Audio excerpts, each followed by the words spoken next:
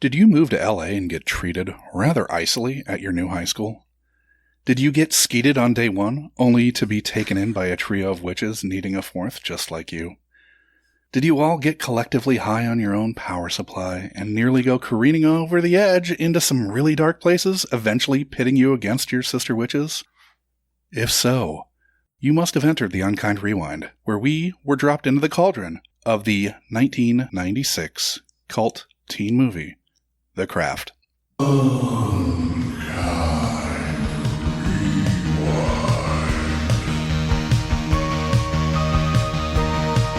Get to the chopper! You know what you are? You're one of those little fancy lads, aren't you? Link and I are cruising the mountain, bro, and we figure we'd squeeze a little juice. Salutations, I am Josh Dugan, coming to you from the land in tune with its water, Minnesota, where I've been begging my wife to move in with me from outside her bedroom window. Joining us from the island of Manhattan is my co-host, Sean McGrath. Have you thoroughly white-saged your apartment since watching this, Sean? Yeah, I white-saged the hell out of it. It hasn't helped with my rat problem, though, in the subways. Okay. I think I got some... I think I'm getting balked down there. You're getting balked. I'm getting perused pretty hard down in the subways. And tagging in on this one from the land of enchantment is Adam Schwitters. Very fitting. My Munch My Benson co-host. Adam, have you been rocking out to your Our Lady piece covers the Beatles bootleg while modeling new eyeliners since watching The Craft? I mean, it's some pretty amazing stuff there. I have gone deep into the pages of the Craft wiki, though, online. And let me tell you, I feel like I've come out a different person. Nice. Yeah. I have new powers. He's saying that like he just did that for this episode as if he doesn't do it all the time. Yeah. You go into the Craft wiki all the time, Adam. This is his new homepage on Chrome. For this episode. I can't say shit. I won't be back soon. That's for sure. All right. And this week we are joined by our special guest who had not seen The Craft since early fits of turning against her religious upbringing, coming to us from Madtown, where she's presumably been feeling the power of womanhood, courtesy of Manon, Tasha Crawford. Tasha, why don't you tell the audience who didn't catch last week's installment about yourself? Oh my god. Dude, I had to cover my mic for that whole fucking intro. Yeah, I'm Tasha. We know each other through our SVU related podcasts. I co-host SVU POD, especially Heinous, with my best friend and casket mate. We will be buried together, Gabe. And yeah, I hadn't seen The Craft since probably Look at that shirt. early 20s. Adam's sporting for the SVU love right there. Oh, yeah. Let's get a full screen of that, Adam, by the way.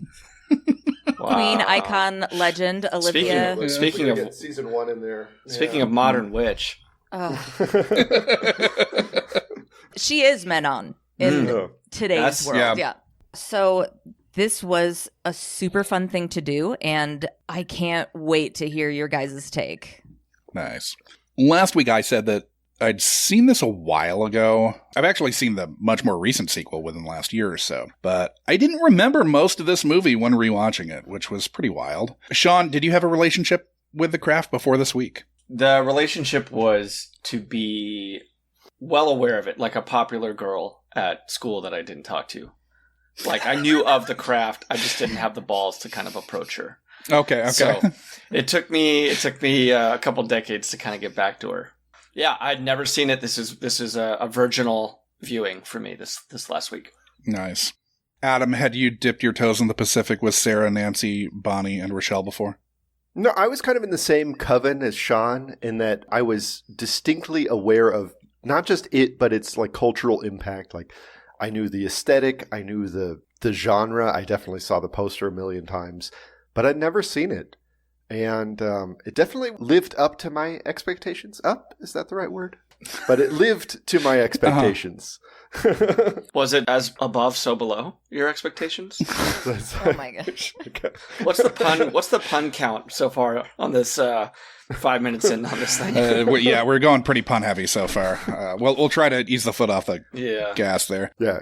Fix that in the mix, Josh. Yeah, I can't wait. Dads are going to love this. Yeah. Well, dads are already rolling in because of the craft, obviously. Yeah. The puns are just keeping them here. So we're going to dive right into your pre-interview, Tasha. Okay. The teaser. So in the first segment of your recollection of the plot of the film, you said... She moves to this town. Her mom's dead. I don't remember when her mom died. She lives with her dad, and she's trying to make friends at this school. I don't even remember how she really got connected with these girls or if they sort of pulled her in. But Fairuza Balk, Rachel True, and Nev Campbell are a little squad of pals. Okay. And they're the hot goths. And Fairuza she's the Regina George of the craft. She is goth Regina George. Okay. And they somehow get Sarah in on it. Like they need a fourth or something. And then they summon, is it Menel? They go to the beach and they summon this fucking demon or whatever to come and help them with the things that they want. There are no wrong answers right now for this question. Yeah. Oh. Yeah. You don't have to be right. Yeah. Yeah. This is literally just like I'm processing, trying to remember the Skeet Ulrich is there. He's skeeting all over the place. He's Sure just is. skeet, motherfucker. This guy is all over the place. He's not even a character in the movie. It's just Skeet Ulrich walking around in the background. Get away from craft services, dude. You're not... Was it surprising to you that this was set in Los Angeles? Yeah, I didn't remember where it was set. In my mind, it was Salem, but that was maybe too on the nose. Sure. But I think they were just sort of like, we know LA. Let's do LA. It was very not... The only thing that made it LA was that they said it was. That's it. Mm-hmm. And they fly into LAX. Yeah. Josh, I wonder, because for me, this was like a very LA movie. Really? Like the aesthetic was very LA, and there was like details in the background that were unmistakably Los Angeles. And the locus of power in the known universe happens to be a convenience store like right around the corner from Josh's old room, which is weird. That was 3 blocks from my apartment in LA. Yeah. The witchcraft store was literally, I'm not exaggerating, 3 blocks from my apartment. Okay, I never know when you're joking, so I'm just like, oh yeah, that sounds He's cool. very serious. Yeah, very serious. It was very weird. We would walk by that place all the time to get groceries. Holy shit, I didn't even realize it was a real place. Yeah. I mean, Well, it's not. It wasn't magic a way. shop. Yeah, it was not a magic shop. Yeah, they sold it was bootleg DVDs or something. It was just like a convenience store. It was a corner store. Very poorly reviewed convenience store. Yeah, like 2.5 My stars. sources. Yeah. When you say magic store, I'm like top hats and rabbits and shit. Sure. Yeah. Was Like Giles magic operating it? Shop, I guess, like Yeah. your candle and incense store, right? Shout out Right. to the people who are going out of their way to review convenience stores. Yeah, to review the El Adobe Market on Hollywood Boulevard, Hollywood and Kingsley in East Hollywood, in Little Armenia, Thai town. Their give a penny, take a penny dish was sadly lacking. 2 stars. We came across a review for Des Moines City Hall once. That was a strange one. Anyway, One review. It was someone was seething at someone who was a friend of the family. It was very funny. Nice. Anyway, did you remember Sarah's initial attempt to try to join the girls as a lab partner only to be rebuffed, Tasha? No, I didn't remember that at all. I mean, just me saying, like listening back just now and going, oh, I think they needed a fourth or something. I was like, yeah, I fucking nailed it. Yeah. But I didn't remember any of that. I didn't realize that Nancy was such a bitch to her from the very beginning. I thought that was like a slow development. That's how I remembered it. But no, she was like right away, like, fuck you. Sarah's like, I still want to be friends, though. Was any of that, do you think, from the kind of murky backstory between Nancy and Chris? You know, maybe. Well, she doesn't like her before that, though. Well, yeah. And like when she wants to be lab partners, it's right away. She's like, fuck no, get out of She's here. mean to everyone. Yeah. Yeah, That's what her friends say. her icy front. Right. Yeah, that's true. But yeah, it feels like we do have that kind of weird backstory between Chris and, like, it feels like Nancy kind of gave it up, and then he doesn't she like talk about disease, like he gave her the clap or something like that. I think that got edited out when they were hoping in vain to get a PG-13 rating.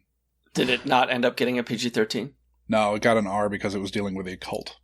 Oh, jeez. Was it was nice because work, of the MPA. cult thing, and not because they were like, this is how you commit suicide the right way? No, I it totally forgot about that and was like, Yeah. oh, fuck. Yeah. Badge of honor, like, way to go. You did it the right way. Nice. Yeah. I would think, though, that the witches, when they brought that back, would have resumed the quote-unquote right way when they do that on her wrists again, kind of at the end of the movie. Right? Ugh. I was like, come on, witches. You got Do it right. Flaw. Now, interestingly Rookies. enough, according to the aforementioned Craft Wiki, they selected Manon as their deity because they wanted to not use a real pagan deity. Yeah. For Out of respect. A, out of respect, but B, out of not wanting to set teenagers loose on the beaches of Los Angeles, crafting real incantations. They couldn't deal with all the washed ashore sharks. They couldn't handle the sharks, That was the other thing that fucked with me, was in my memory, it was one huge whale. And I'm like, was I just fucking confusing that with that Seinfeld episode with the golf ball? Maybe. Or that whale that they had to blow up on the beach in Oregon. Yeah, it's in Oregon. Mm-hmm. Have you ever seen video of that? No, I don't watch that shit. No, I didn't. I haven't No, seen it's video of them. this like disaster where the whale blows up all over everyone that's watching. Yeah, it's like a classic 60s news clip. Yeah. It always comes back on social media at the anniversary each year. Yeah. Ugh. It's really something. That and the George Brett running out of the dugout for the pine tar incident. Every time those anniversaries happen, they can't wait to play that video. You got to make it a baseball podcast. Josh. So Manon was fictitious completely, something Yes. that they created for. I would have liked to have known a little bit more about Manon. Yeah, I wanted a little bit more world building. You know, give me the stats. Give me the the Dungeons and Dragons alignment chart. Like, where's Manon feature on that? In a weird way, I was kind of hoping that maybe just because of the quasi-European connotations with that name Manon, that we were going to get a reveal of the bookstore owner to be the true dark deity, but no such luck. Nope, she was just a nice lady with an accent. She just a nice 9-to-5er. Yeah. I love how, though, the temple of true magic was behind a curtain.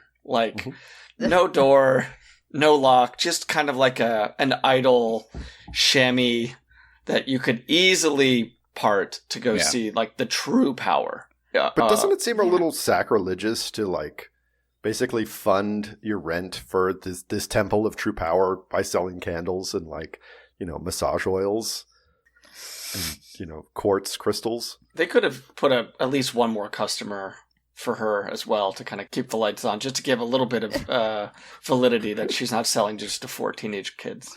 Well, Right. 3 of them were stealing. Yeah, exactly. So, Tasha, you referred to them as the hot goths.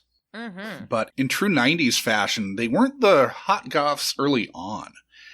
How did their transformation from the social underclass in the school to the hot goths play to you as an adult? So when I say hot goths, I mean my perception of it.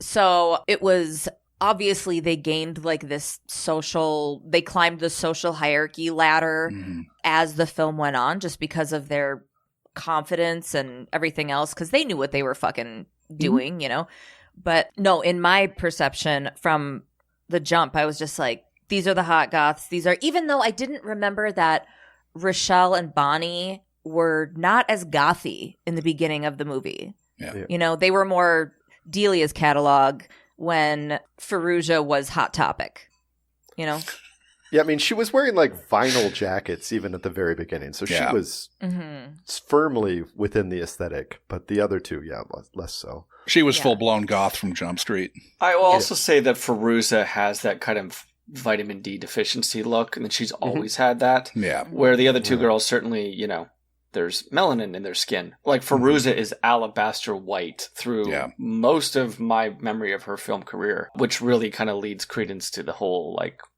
uber goth. Yeah. Yeah. Yeah, as you say, she's like has to be like the assistant manager at the local Hot Topic, right? I mean, that's for the sure. only way you get discounts on those clothes. Yeah. And makeup too. Good Lord. Yeah. Like the lipstick budget on this fucking movie. Yeah. It is almost as high as the Snake budget, I would say. The snakes, Yeah, holy about shit. that. Yeah, about Yeah. that. Apparently they lost a bunch of snakes during filming. Well, easy to lose when at one point the animal wrangler says to the director, Andrew Fleming, that they have 10,000 snakes on set. Holy shit. Jesus Christ. I saw a different figure that was 3,000 on IMDb, but the 10,000 is sourced from an article. There was a HuffPo oral history that I read. It came from the Craft Wiki that Adam sent you. Yeah, no, I mean, there's There's a information lot on about the that in Craft here. Wiki, yeah. There's a lot of fucking snakes in that movie. I was also wondering about like the Candle budget? relationship. Candle budget's high. Not Barry Lyndon high, but high. I was like, what's the relationship between like snakes and scorpions? Like, because they were just like anything that they could throw. There's rats, there's tarantulas, all in the same shot. There's scorpions in a sink. Well, because the thing that she said was this nightmare that she was describing to them was she would have hallucinations of snakes and bugs. Mm-hmm. So And I think that was... Yeah, it was fueling the nightmare, yeah. I'm only talking about the logistics of figuring all that shit out. Having rats and tarantulas on screen together. And snakes. I mean, they traditionally do not get along. Those two. You know what was impressive to me though, because I was expecting terrible CGI snakes and stuff, because I was like, in my memory, it looked really real, but my memory is from the late 90s. Sure. But it was just like piles of real ones, and I'm like, good for them. Look at that. Going the extra mile. Speaking of CGI, how did the glamour magic translate to the modern day for you? Glamour magic. You know, which The glamour is the changing the... Yes. when she's doing her her magical makeover. That fed me everything that I needed from this movie. And I went back a couple times when she was like, she did this and she's like, oh, my eyes, they're brown now. And they're like, do something better. And then she makes her hair blonde. And I was like, oh, going back a couple times, because you can see obviously that it's not perfect, but I'm like, somebody worked really hard to make this look as good as it could in 1996. That must be, and with respect to the purple in your hair, that must just be like crack cocaine to young women to be able to just instantly change the color of your hair. Like even with like the kind of B+ special effect of that, I thought that was like kind of a really evocative scene from this movie. And when I saw it on this watch, I was like, oh shit, I know that moment. Like that moment had transcended a movie that I'd never seen. I knew the moment of the hair and then shaking it back to brunette. Like that somehow had jumped outside of the movie for me. Yeah. Way back when. Does that play on a loop at your salon, Sean? Yeah, women come in and they ask for that. Okay. I can't do magic. Okay, which wig was worse to you? Was it the blonde wig or the normal brunette wig for Robin Tunney? Which was worse? I thought they were both fantastic. Oh man, I had such a hard time with them. Really? Yeah. Tell me why. I have a real big problem with wigs in general. Like, my wife watches Outlander, and the entire time she's watching Outlander, I am just ripping on the wigs. When a wig is bad, I just can't fucking deal with it. And this was at least the old 90s wigs, you know, that they're doing the makeup over and blending it into the skin, you know, like... Yeah. It's a lace front, Yeah. So this is better than the fucking Outlander wigs, but... Okay. She had a pixie cut at that point. Okay. And the studio was like, no, we need her in a wig. And everyone's like, she looks fucking great with this pixie cut. Why are we doing this? But yeah, I feel like that would be a cool girl look. And she came in, she's like, I'm a cool girl. You can tell because I'm mysterious and have a raspy baby voice, you know? Yeah. That's what really drove me nuts. I'm like, stop talking like that. What are you doing? But I mean, I don't notice that kind of shit. I've never met someone with such a wig beef. But I hear about Obvious. it all the time. It's a problem. Josh's wig problem. I mean, the only wig I noticed, obviously, was Rochelle's The bully. Christine Taylor. Yes, Laura's Yeah. wig, where The she's cover like, up. and she's wearing a Party City wig. Yeah, You know? yeah. Mhm. She doesn't really give Bonnie an apology there, right? Like, she's just like, hey, how's it going? Why is this happening to me? Oh, Rochelle. Rochelle, yeah. It's like, what did I do to deserve this? Is I think what she Yeah. Yeah, says. but she's not really asking her specifically, right? It's just Yeah, sort no, of it's an existential, like, to the gods or whatever. Yeah. Yeah, a little Yeah. unresolved issue probably there. Like, is it because I'm a racist? That can't be it, right? I'm not the only one that thought that was pretty shocking racism for a teen Oh. flick, right? I didn't see that coming. I knew she was racist in my memory, but I forgot that she had said, like, straight up a made up, bizarre 90s racist word. She's like, I'm going to play with the N-word a little bit. And They're some inventing fucking new slurs on this film. No, it's literally so there are the four races: Caucasoid, Australoid, I can't remember, Mongoloid and Negroid. That's where you cue It's the Devo song. the literal it's the literal like name for the race of Africans, like the taxonomic name. Okay.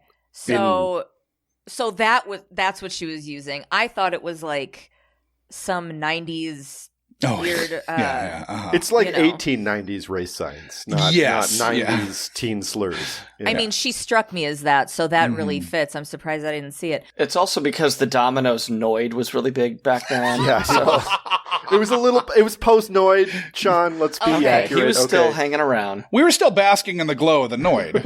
yeah. But I laughed so hard when she was okay. So are we supposed to feel sorry for her, first of all? And I get it, but like the first time she's like, oh my God, my hair is falling out. And then the second time when she's sitting in the shower and it's like really, she's got the scabs all over her head and it's really coming out, and Rochelle walks by and she's like, she's sobbing, and her friends run in and they're like, what's wrong?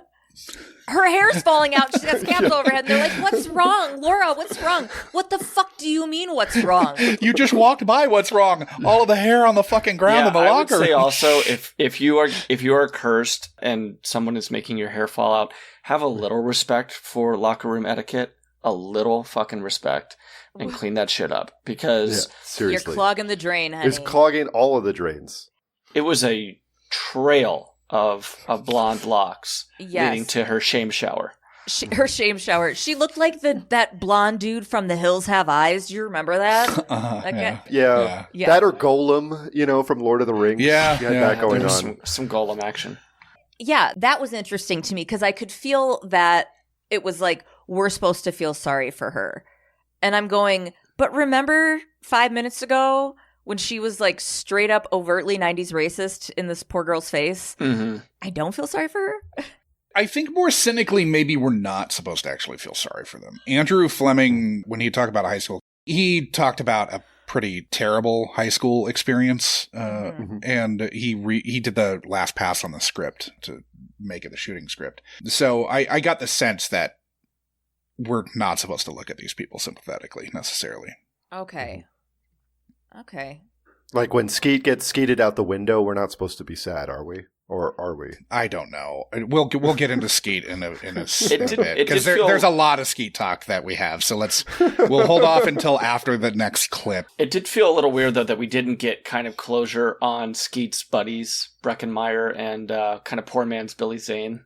You know who that is? That's Nathaniel Marston. Oh, excuse me. He was in, there's this fucking insane Romeo and Juliet set on Long Island City. And he's in an SVU in season 8, so you'll hit that eventually. We're almost there. He's Clea Duvall's husband in it. He's her abusive husband in it.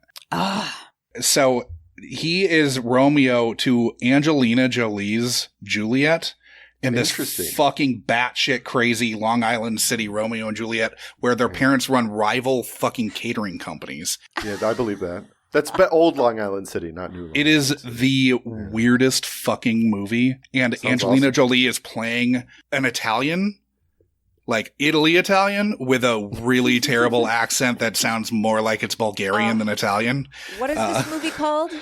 Oh shit! Let me. Josh, by the way, do you know that Nathaniel Marston is no longer with us? Yes, I knew that too. He died in a car accident. He was 40 years old. He died in a car accident in Reno. Am I the only one that thought Breckenmeyer was a little bit taller than that in real life? No, you are very the only short. One. You're the only one. He is the shortest person on earth. He's a little guy. Is he Franklin or Bash? I got sucked into that show for a little bit.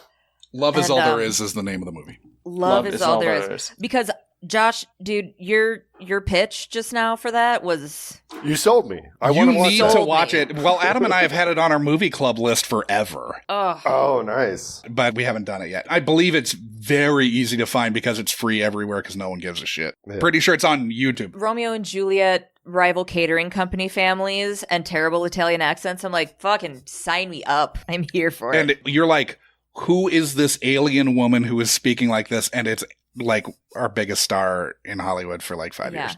Because we're talking about, Breckenmeyer and Laura, Lizzie, racist bitch. Sure. Kristen Taylor. At first, when she said that, I thought she said Reese's Pieces, but she was like racist piece of shit. I was like, how did we get a Mars candy call out here? But like, did you, Tasha, encounter that type of bullyism in high school at all? Like the very overt, like we knew who like the bullies were. Like, and it didn't feel like, at least in, the kind of buddies of Skeet, that they ever got their comeuppance. But was that a little manufactured? Like the Mean Girl stuff? Yeah. No, that's not manufactured. That shit is real. That shit is real. But it wasn't like a particular girl or a particular group. Unless, oh my God, am I the one in the room that can't see it and I was the one? Was I the bully? There's definitely been times where I've probably, if I go back in my history, been like, you were being a total bitch. And can we spare a moment to talk about what the legitimacy of the slut shaming in this movie was like? Oh, for fuck's sake. I have so much to fucking say about that, dude. Go ahead. Sorry. I want to hear about it because, she rebuffed Skeet, she de-skeeted, and she still kind of got the slut shame treatment, I felt. Like she was in a lose-lose at that point. And it felt like with Nancy, she was the one that kind of went all the way with Skeet, whose name doesn't really Chris. He's a Skeet through and through. He's not okay. a Chris. Let's not use the word Chris at all. One of the worst kind of athletically Chris Hooker too. Yeah. Wow. Oh yeah. You can call him Hooker. She calls him a whore, right? Right. Doesn't Nancy call him a whore? Yeah. But yeah, like I was like, how apt is this for 90s high school? Fucking very, very, very, very. I can think of 2 occasions off the top of my head where a dude has either elaborated or full-blown made up that we boned. Wow. And I'm not one to not address something, So one time it happened to me. Can I tell you a story? Yeah. Please. So I'm like 18, maybe something like that. And I think I've told this on our podcast or maybe on one of our Patreon episodes, but I was lifeguarding. There was a party and I was kind of hanging out with this dude, but he wasn't at this party. So I'm with these other people. It was at Great Wolf Lodge in Wisconsin Dells. Yeah. Come to Great Wolf Lodge. I feel like I'm plugging it. But so we had this employee party and we're staying overnight in the hotel. And this other dude, not the one I was hanging out with at the time, but this other dude that I worked with was he was kind of pushing shit on me. And I was like, no, I'm going to go to sleep. I'm kind of hammered. I'm going to go to sleep.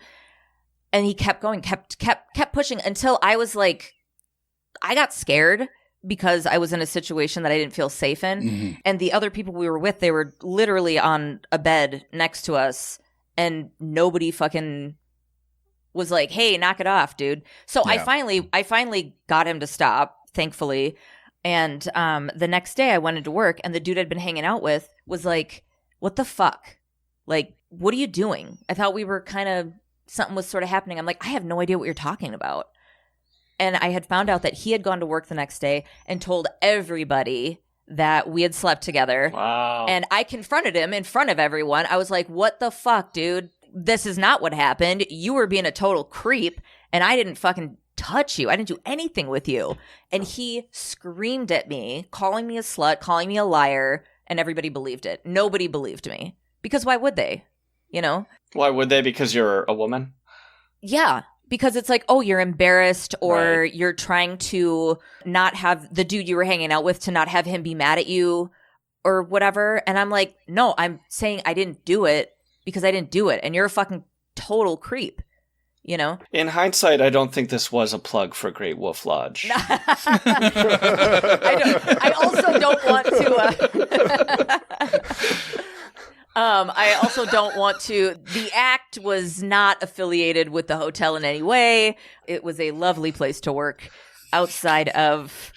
I know really which one you're fucked up- talking about. Yes. Josh, cash that check now. Yeah, Great Wolf Lodge, we'd still like your money. Yeah. Can we bleep that out? Can we? No. Get That's, No, we're that's leaving it gold. in there. Fuck that. Go. It's fine. This was many, many years ago. Yeah, So that was like one of a couple of occasions. Another time where I confronted a guy that was going around saying that. He looked me in the eye in front of these people and were like, you know that happened, and totally lied, and everybody believed him. Nobody Yeah. believed me. Welcome to being a woman. That is just a fact of our existence. Yeah, they do a good job, I think, of kind of Making guys look like guys. making guys look like really bad guys. I mean, not if a you look- I mean, not a far-fetched concept by any stretch. But were there only 3 guys at your high school? That's one question I have. all different sizes, like 3 bears. Yeah. Like Papa Bear. They're short, medium, and tall. Yeah. Yeah, it was actually a Russian nesting doll of 3 different dudes. So, Yeah. yeah. Very Russian I don't nesting douche. Yeah. I don't think anybody was built more to like creepily recline in a chair than Skeet Ulrich. Like he is like just kind of melts and slinks around the chairs. Yeah. It's actually called skeeting. It's to Skeet. But I think it actually was kind of I think a smart move to show that his like love and his dedication led to almost rape. Mm-hmm. Like where she was telling him no. Like one thing I know about women is like when you offer a back rub and they say no, keep going. Like keep Everybody going. loves that. Yeah. Oh my God. Just keep pressuring to give the back rub until the woman escapes from your car and you run her down into the desert of California. And then almost rape her on the side of the road? Right. Yeah. I mean, there was a belt buckle being undone, if the Foley artist had me believe right. And I would go as far as to adjust the almost rape to attempted rape because Oh, Yes. for sure. if she hadn't gotten away, that would have been what happened. Mm-hmm. And so I'm like struggling with this moment happening in the movie going, because is he a sympathetic character, right? And I think in a part, his brain was so fucked from this The thing that love was spell. happening to him that it was maybe the threefold thing. I know it comes back to you threefold, which is really fucked up. But that was just him becoming unhinged and obsessed because that is not, and we talk about this a lot in SVU POD, especially Heinous, rape is not about desire and love and that kind of stuff. It's about power. In most cases, in what's been studied and everything, rape is about power. So that didn't really fit the narrative. So I'm not really sure if it was like his brain just like fucking snapping about obsession about this woman. It got kind of maybe Baby Reindeer in that moment. Please tell me you guys have watched Baby Reindeer. Oh, Josh fuck. has. Yeah. Fuck, dude. But yeah, you know what I'm saying? Like, definitely did not fit the spell as far as I was concerned. But I mean, he's under the influence, right? That entire Yeah. The kind entire of second time, half. Mhm. So even after the attempted rape, he's at that party, still pining for her, still anxious to see her. And when Nancy comes in, it's like, oh, is Sarah with you? You know, is kind of lured up to the bedroom, which, by the way, I don't know how many high school parties you've been to. Nobody has a roaring fireplace in a bedroom cooking. When they roll in, I was like, You just oh, went to what? the wrong high school, Sean. Yes. I didn't go to high school parties that had a bridal suite. It was L.A., okay? Yeah, good fireplace. It's city. the Lots of fireplace fireplace capital, weather. I believe. Yeah, is Los Angeles. Well, it was actually Duarte, which is like east of Pasadena. So, like, But if we're It's like where it's even hotter than it is in Yeah. LA. I do think, though, that if we are going to kind of hammer home the sympathy for Chris Skeet Ulrich, Skeet's his middle name, that we should have the funeral with the crying mom and dad. We should have his friends, like, shattered. We should have Sarah watching them and realize, like, at that moment, that Nancy has gone too far. we still have more Skeet talk. I know where But you're I wanting think- to go. I think, Adam, but But I just say you should have him be sympathetic in the beginning right. once. Like Mhm. have one scene where he seems Yeah. like a nice guy, which Yeah, he does. Right. Good point. Which he's totally not. I mean, she does address when they're talking about what they're wishing for. Mhm. When she is like, oh, I want him to like me, but I know it's dumb because he was Yeah. such a douchebag. But that Mhm. totally fits the high school narrative too, because girls have to learn. I should just speak for myself. I had to learn that being into douchebags sucks and it's not a great idea. Sure. But her wanting him to like her, he didn't have to have a redeeming quality. Yeah, You yeah, know? that's true. Mhm. Yeah. It certainly wasn't football prowess. Adam, when you practiced football, did you wear dark cargo pants as well? There's a little bit of a weird practice uniform. I fucking clocked that too. I'm like, this guy skis in his jeans. He does not look like, that's like kind of the prototype is that he's like on the football team and like he gets women to come watch him at football practice, but like the dude did not look sharp out there. The in pads, The pads! hilarious. Those were made for an adult NFL lineman. Those were made for a fucking left They tackle. swallowed him. He was wearing my pads. Yeah. It was those pads didn't fit. Is where we're at. Skeet's a $130 soaking wet. You know, he's Little a, guy. He's a slim Yeah. noodle. Yeah. So, how did the girls bond being forged over the itinerant snake man Mhm. having his head crushed like a melon in the middle of the street by a truck strike you this time? First of all, the reaction to a man with a snake being at their open front door when they first moved into a house that had a terrible roof that clearly wasn't inspected, but let's not leave there. But You want to find that before the close. That's for sure. Sure, yeah. they're like, oh man, we need a new roof. And it's like, Mhm. that's something when you're fucking Yeah. buying a house, right? Mhm. It wasn't like, oh, there's a little leak. Well, was it like, never rains in Southern California. It rained so much in this fucking movie. Again, maybe that's why in my memory it was a Washington situation. Yeah. No, Salem, Massachusetts. Sure. Well, but I thought it was Pacific Northwest, presumably because of all the rain, because it is raining Mm. for like a third of the fucking movie. Mm-hmm. Mhm. Yeah. I'd also say Firuza Balk's mom's new apartment did not feel LA to me. Well, It's because in it's Long not. Beach. It's Long Beach. Yeah. And it's very You can see distinctly in Chowder Long Beach. Barge out the fucking window. Yeah, like- seriously. Like I can see like my sandwich place in San Pedro from Yeah. there, What a tacky apartment where it's like the shittiest couch and a fucking jukebox. Like, Mhm. you're going to hit a $200,000 payday and a life insurance policy. I guess that's the first thing you buy. But like, I mean, it was it's the equivalent. It was 175, and it's the equivalent now of like 350. So it was kind of a lot of money. That money wouldn't go very far in LA, but it'd go a long ways in Long Beach. Did you guys clock Firuza Balk's kind of stepdad? Oh yeah. Yeah, of course, John Capellos. Yeah.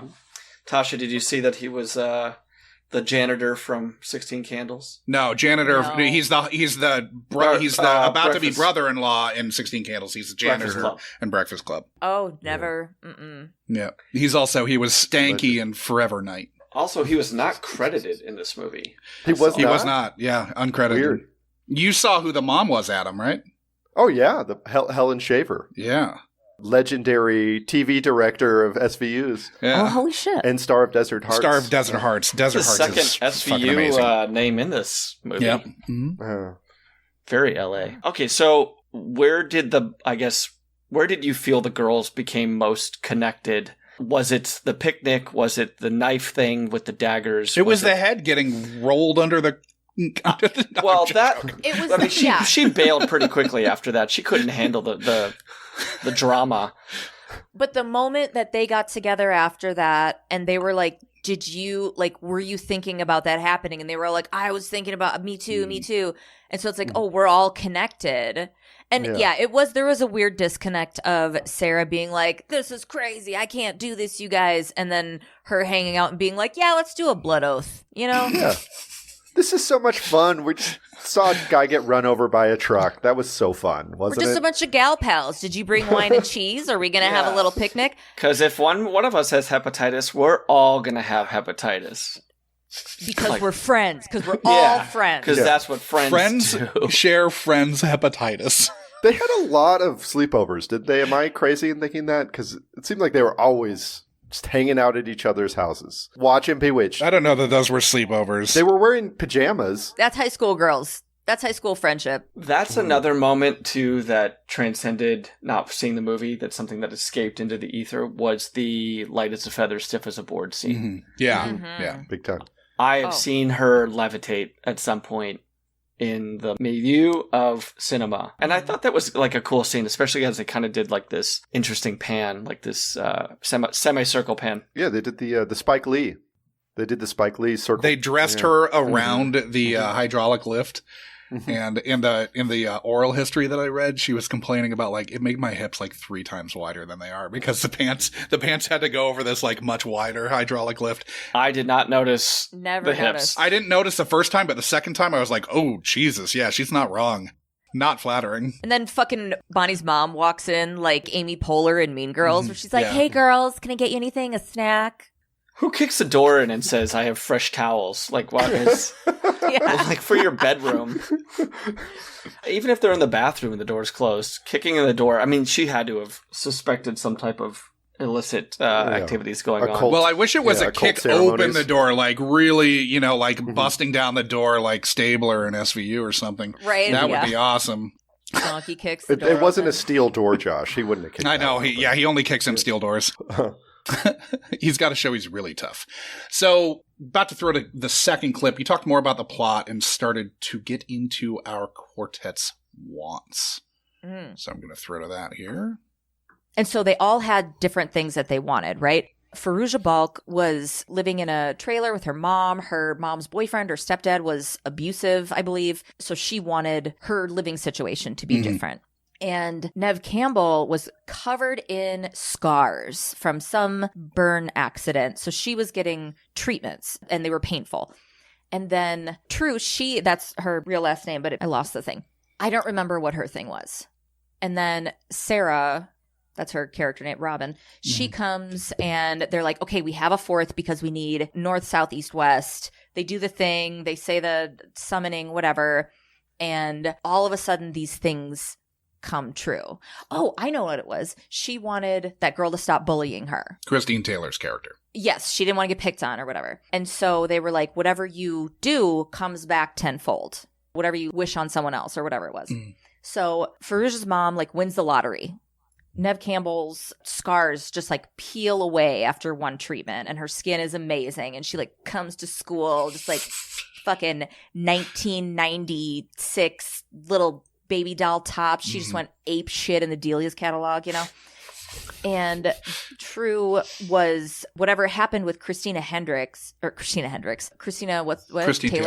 Christine Taylor, because she like made fun of her hair because she was black. So she was like making fun of, you know, just like racist shit to this girl. She had said something about her hair. And then she walks by her and her friends and her hair is falling out. Like she's like balding. Her hair's falling out in the shower in the locker room and she's bawling and she's like and then Sarah, she was like into Skeet Ulrich. Oh my God, he was in the movie. She was into him and she's like, oh, I want him to be into me.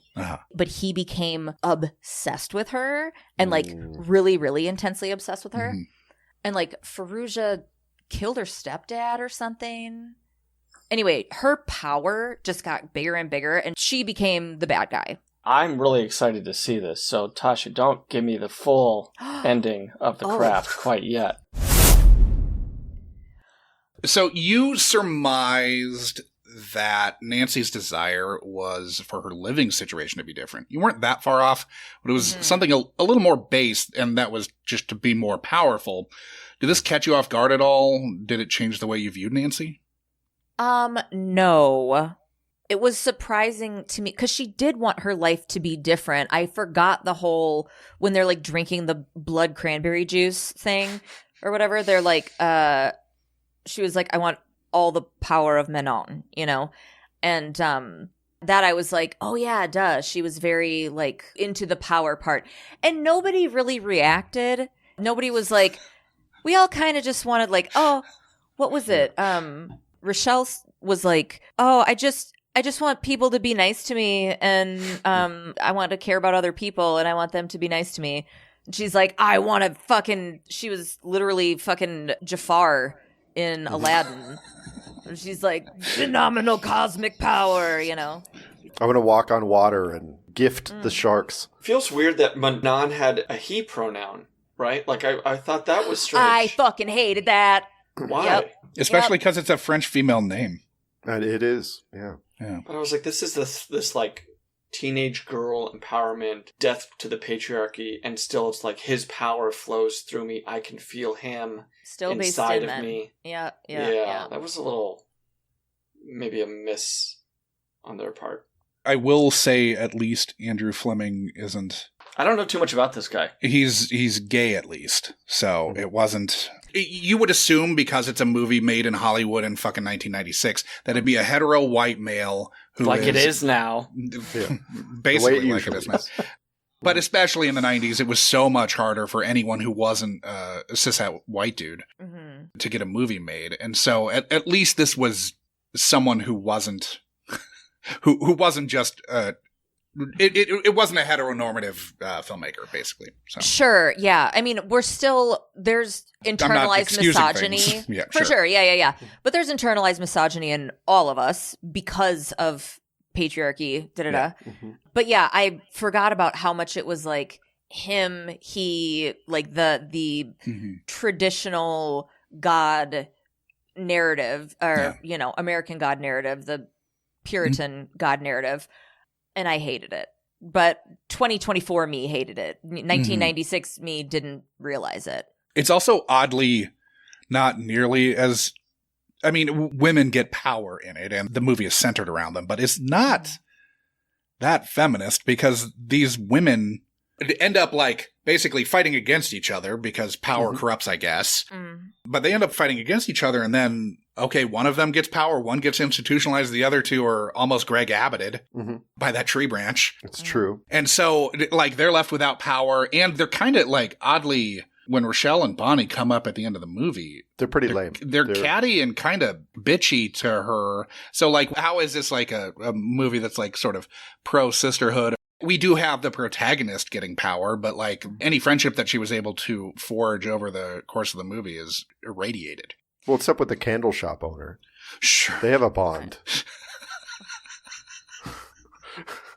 Yeah, like, did that work for you, or did that come across as kind of contrived that they were just automatically were the muscle of Nancy at that point? Because I was like, she didn't really, I mean... She didn't do anything to endear herself to them. To that, yeah. Sure, it was very choppy in presentation, which...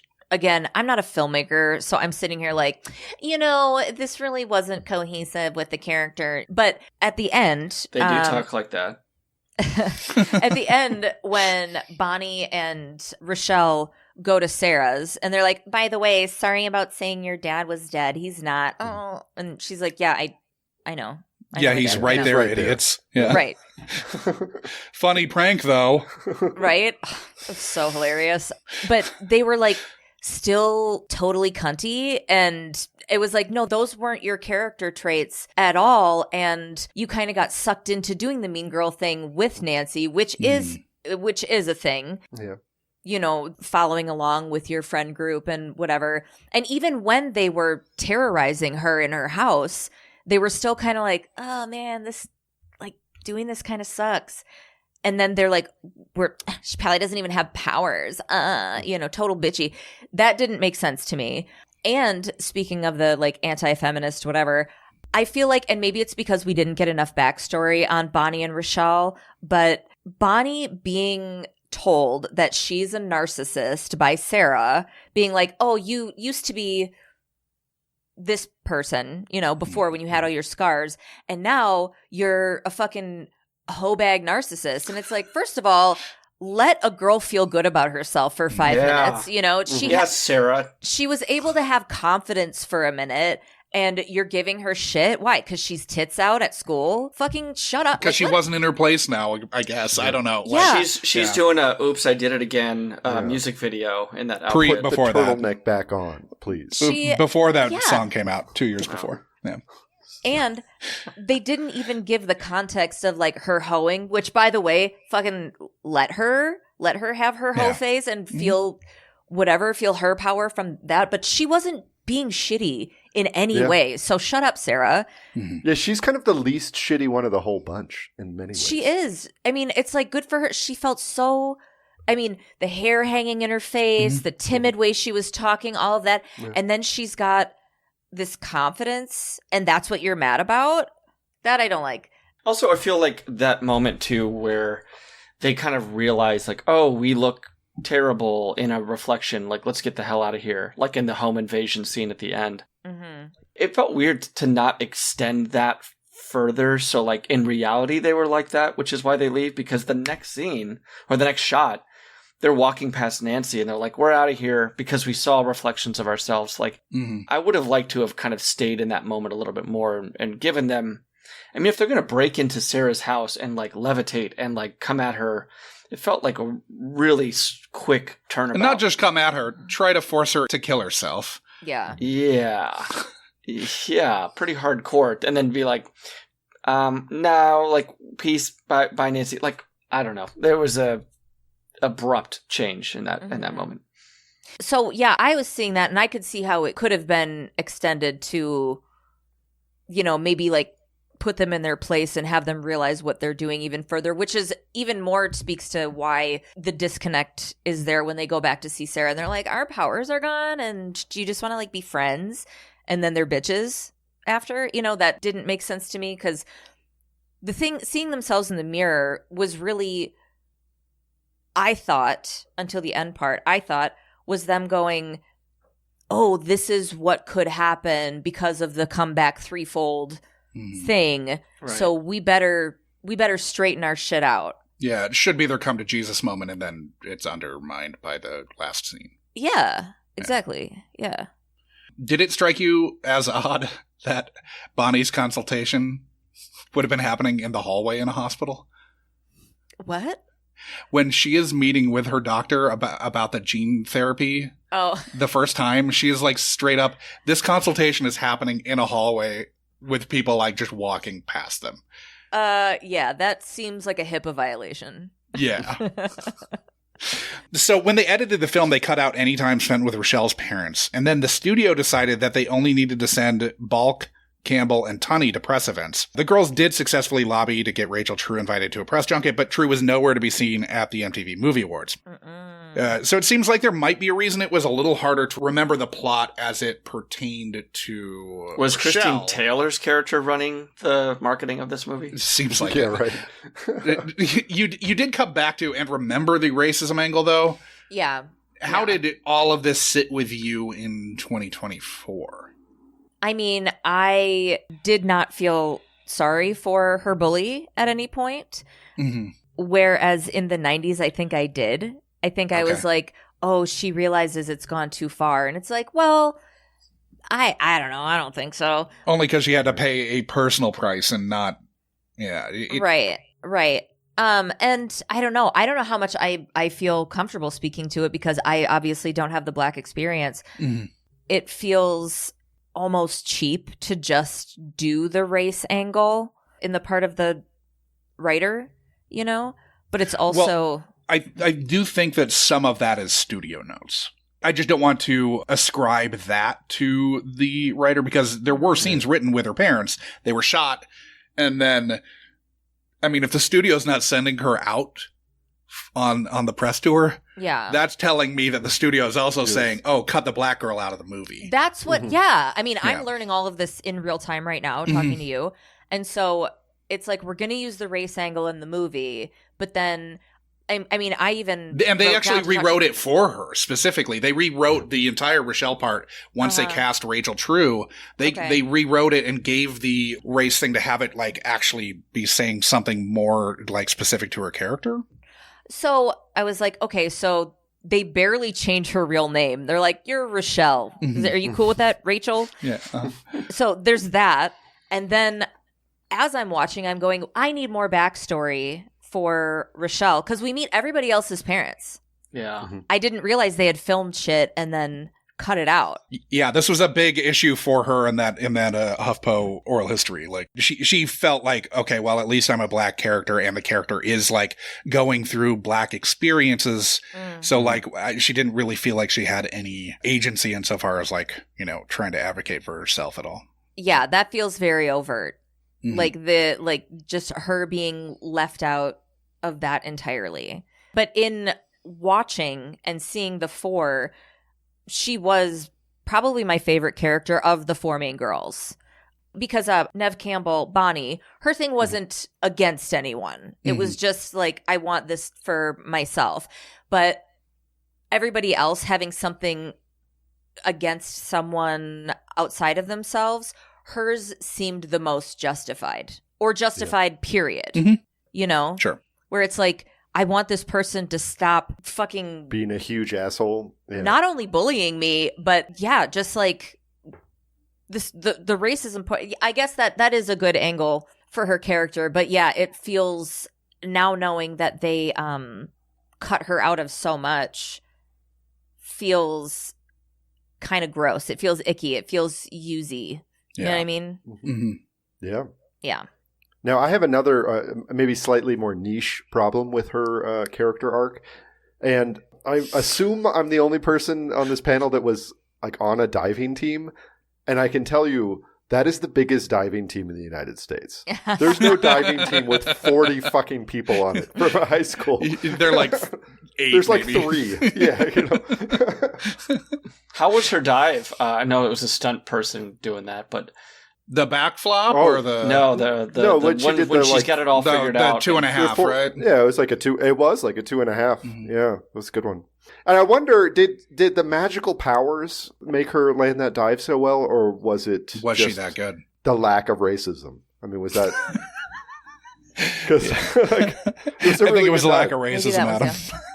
Yeah. Actually, Greg Louganis was actually the stunt person for that. Whoa! So pretty they awesome. put him in a one piece. Pretty awesome. Yeah. He was the Did they? Did they call that? Black skin? Did they black skin Greg Louganis? Another issue with the movie. Yeah, that's fucked up. So, was it surprising to you that you at least initially remembered her mom winning the lottery and not getting the life insurance policy? Because you did touch on her stepdad dying. Yeah. At a certain point, I can't remember if it was in the clip I just cut, but I know you did during the pre-interview. Yeah, it was in the clip you just put in. But okay. I was mixing up 8 Mile and this movie because of the B trailers. Rabbit's mom wins the lottery. Okay. And they're both in trailers, kind of. And they're both in trailers, and yeah. But There was great freestyle rapping in both films, so it was I understand. incredible. Yeah, That's Breckin how Meyer's verses were dope. Well, that's how the Right. fight scene originally ended, was a rap battle between Nancy and Sarah, and they cut it. Yeah, it sucks. Yeah. Yeah. That was The deleted scene on the DVD. they had a 5th actually, and it was Sure. a young Eminem, so he really Famously lost an down with opportunity women. He was back then. Yeah. He would have been, 18 years old, I think? Something like that. Yeah. Thereabouts. That was a weird diversion. What did you have any other moments that you had conflated in your head with other movies? Or other movies that you conflated integrated into your memory of The Craft? I don't think so. Because for me, the hair thing, I remembered someone's hair falling out as they're walking through school. I don't even know where that's from, but I thought it was from this, and it's not. Oh, yeah. No, I think, I mean, I realized just now when we were talking that I was like, oh, that was an 8 Mile craft mix up. But I don't think so. I don't think I had any other things that this movie was such a standalone Sure. that, you know, it didn't really fit the narrative of the other things that I watched in high school. Because everything else was very like dazed and confused or a little more girly, fucking Drop Dead Gorgeous, you know, that kind of shit. Sure. Heathers. Well, I guess Heathers would fall into Heathers this. fits. Speaking of Heathers, same high school. Really? Oh. Really? Yep, they so this Heathers and River's Edge, so all kind of dark high school movies. All of them shot at Verdugo Hills High School. Oh, cool. Yeah, in Tahunga, for any Angelinos who want to know where that is. But yeah, same high school as Heathers. Nice. Oh, yeah. I could do a whole other quest on Heathers. Fucking love that movie. I love that movie. When you were talking about when someone was talking about the funeral. My shirt is from Heathers. I just Nice. realized. Nice. Wow. Just realized it. When one of you guys mentioned the wanting to see his funeral, Chris's funeral, I, of course, jumped right in my head to I Love My Dead Gay Son. I love my dead gay son. Yeah. Yeah. And I wish we got that scene in this. That should have been, yeah. That should have been added. They should have just cut it in Sure. from the other movie. Yeah. Can we do our own cut? Yeah, they just kind of went to he's dead. Yeah. I mean, he fell out a window. Maybe he wasn't dead. I guess they showed concrete, so that was sort of implied. Yeah, Right and off he the was bat. it was like There's a no third splatter. story because the house was a bigger house, so it had 3 stories. Right. So I think the presumption, well, obviously, when you see him fall, you presume he's dead. Zero police investigation, by the way. I know. Yeah.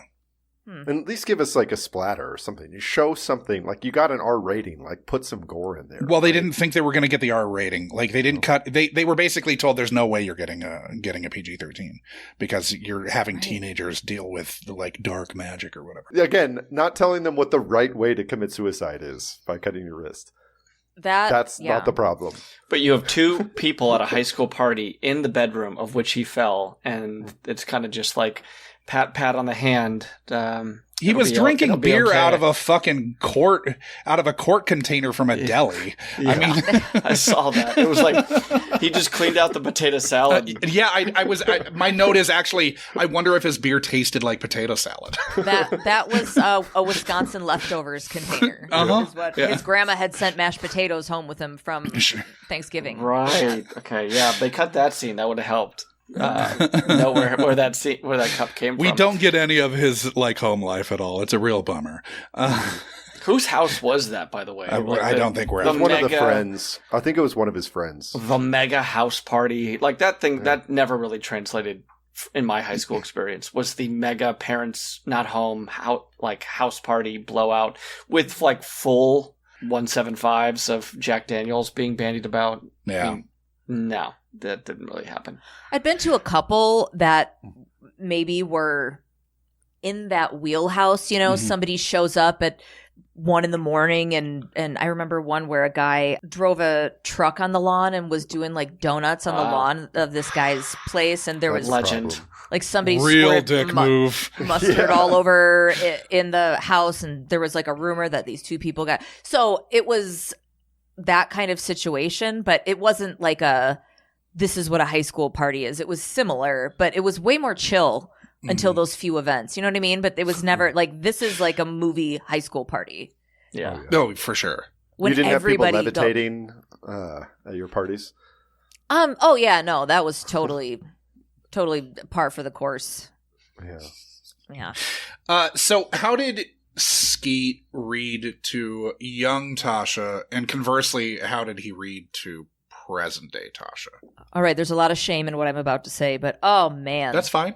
I thought that, and I think I maybe said it the last time we talked, I thought the cringiest moments were going to be with him, and they were not. Obviously, like, the rape attempt scene and everything was totally fucked, and I hated it. But I was like, damn, he was a good-looking guy. Look at how good-looking this guy is. And I was into it. I was into it then, and I was into it now.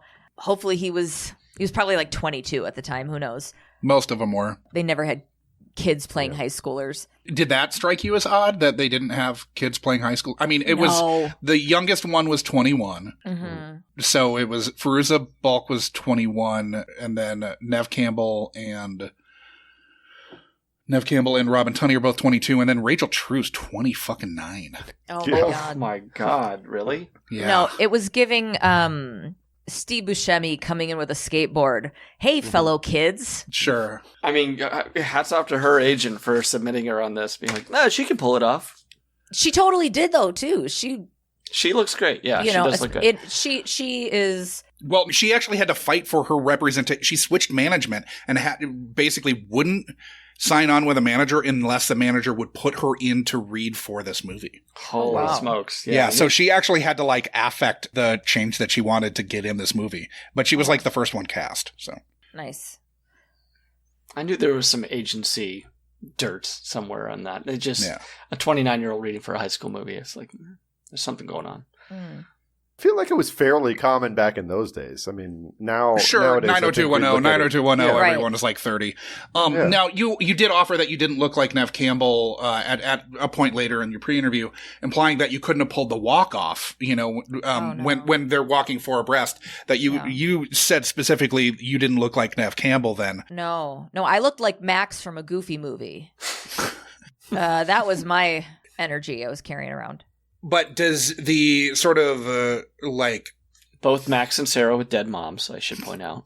Oh, heartbreaking. Can you imagine Goofy just going through that? There was a great joke back in the glory days of Twitter where somewhere in the mid-90s, a Disney executive leans back in his chair, puffs a cigar, and says, Goofy should have a dead wife. But did you find it at all problematic that when this plays at least somewhat aspirationally to the target audience of the teen girl, that it's unrealistic expectations being built up because they're thinking that they should look like these 20-somethings? Oh, dude. I mean, that's, again, just what the experience of growing up as a girl, it was everywhere. You know, it was like models look like this. And if you don't look like this, you can't wear that, you know. And so it was just one more thing. It wasn't standalone in any way. Okay. You know, that it's like, these are the hot girls. You know, everybody is good looking. And if you are different, then you're going to get made fun of, or you're going to be, you know, and even the different, I mean, this is all in the realm of like, take off her glasses and put her fucking hair down. It's like, holy shit, she's hot. You know, She still It's looked like fucking Nev Campbell, like Breckenmeyer and whatever. Nathaniel Marston. Seeing her for the first time because she still looked like Nev Campbell. She's still, I mean, like Nev Campbell with a back full of burn scars is still fucking hot Nev Campbell. Yeah. yeah. But Right. she definitely wasn't like... She didn't have the forward. confidence. Right. She wasn't tits forward. out. It was, yeah. But these fucking doofuses weren't going to be like, she has confidence, and I like that in a woman. Yeah. No, they would have noticed hot Nev Campbell before. For sure. When she was, you know. They would have preyed on no confidence Nev Campbell too. Yes. That was the you missed your window, you guys, to give her the attention that she wasn't getting. It would have When been she nice took the to get, turtleneck off, it was all over, man. it would have been nice to get one sympathetic, like, friend character. Like, even if it had to be the gay friend that, like, was buddies or, like, locker mates or, like, in the chemistry class. But we couldn't get one fucking... You're my so-called life buddy. Yeah. I forget the buddy's name. Give me one ally. Can I pause 1 second? My husband's called me like 3 times. Sure. Yeah. Of course. I'm so sorry. So I'm supposed to get birthday lunch with Gabe. Happy birthday, Gabe. Happy birthday, Happy Gabe. birthday. And happy birthday, Gabe. So at 11 o'clock, when we started recording, she goes, noon? And then at 11:30, she goes, okay, I'm hoping you're going to be there at noon. See you at the sushi place we were going to go to. Oh, 11:58. Okay, I'm here. 12:06. I'm worried, dude. 12:14. Okay, I'm driving to your house and going into your garage. Oh, no. So I'm really Maybe sorry. she'll make a guest appearance on the podcast. Yeah, she'll be here any minute then if that's the case. Yeah. I'm going to call her super quick because I do have a text that says, I'm recording at 11. So let's say 1 to be safe. Yeah. Jesus Christ. So did you remember him trying to force himself on Sarah? Yes. Okay. Yes, I do. Because he loves her. It was more intense watching it again. I think just because that shit's triggering regardless. But yeah, and then did she go to Rochelle's house? Yeah. Yeah, she went to Rochelle's house again. Like, With no parents. a very clearly good and supportive friend. You know what I mean? Like, she was that person in the movie. And then, like, why is she still bitchy at the end, though? It was Doesn't track. there was a disconnect there. For How me. hard would it have been for the editor to cut around Rochelle's mom or dad asking, "Who is it?" Because they're no longer in the movie. I mean, 1996, somebody rings the doorbell, you ask who's there. Yeah. Right. But yeah, like I felt there was a part of me too that was like, she's got her revenge on Chris, right? She's made him fall head over heels in love with her. Mm-hmm. Like, what are you doing hanging out with him? It just felt like she was walking this weird razor's edge of like, why are you in a car with him? Why are you spending time with him? Why, you know that he's smitten. Mm-hmm. You've got your revenge. It has to run its course. One thing that won't help run its course is you spending time with him. Yeah. But I think what Tasha was kind of talking about earlier, I don't think she's in it for revenge. Yeah. She just Right. wants him to like her. Yeah. Yeah. And I don't want to go down that path of like, No, she shouldn't be whatever, because that feels Right. victim blamey to me. Yeah. But she doesn't like him, though, right? Like, She No, I did think like she him. does. Yeah. She so does even like though him. he slut shamed her, she wanted to come around Yeah. because they don't really make out, right? After that, they don't really have any type of like romantic banter. Mhm. She's just kind of like tolerating him. So even though he's in love with her, it's not like she's taking advantage of that. I think she realized pretty early on in the holy shit, this is working, Mhm. Yeah. that she didn't like. I mean, she might just like a neggy guy, and at the time she didn't know it, you Yeah. know? Yeah. And so then when he's like, oh my God, you're so great, you're amazing, you're whatever, and I love you so much, she's like, didn't like how it felt. And I think you could Yeah. tell that early on, that she didn't like how it felt because it wasn't real. Yeah. She had because that created would be rape.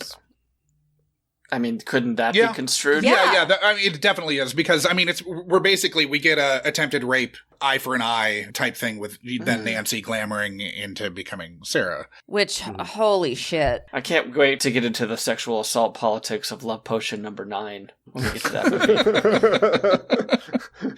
Hey, Gabe's here. Gabe, come say Yeah. hi. I'm gonna throw my headphones on you so you can. Proof of life that she's alive. Hey guys. Hey.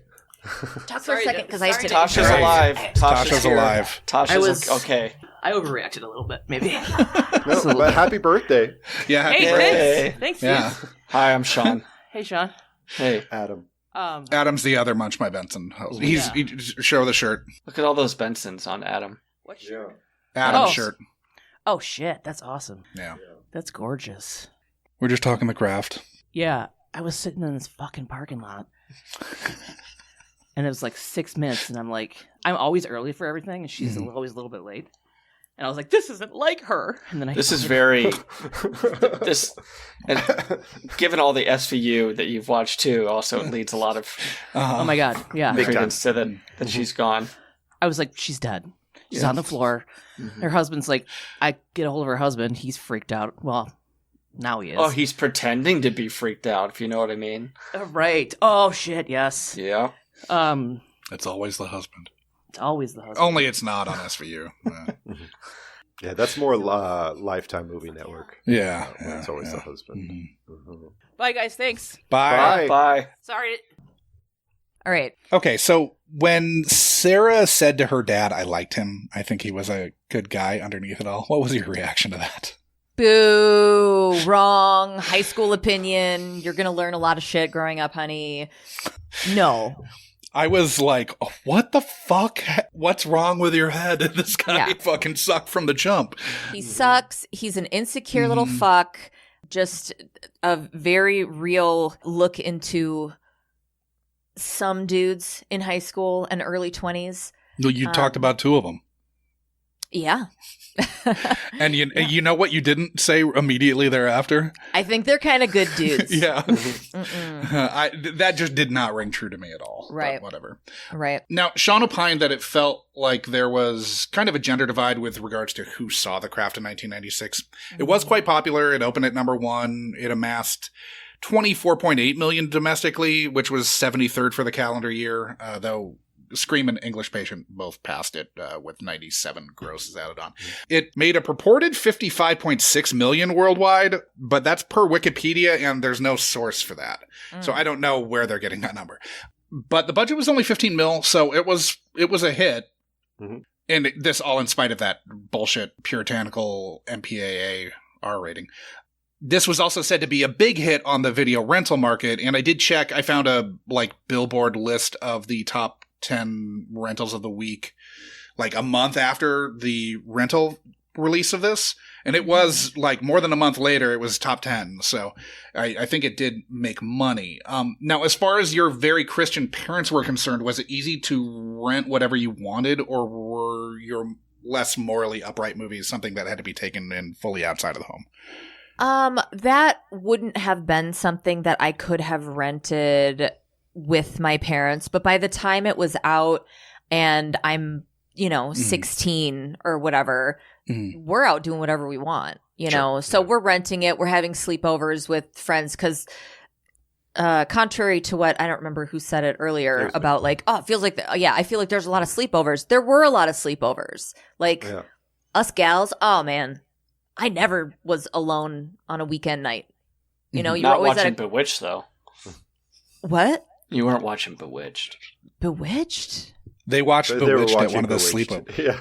Oh. They had the Nick at Night cranked. Yeah. Oh, God.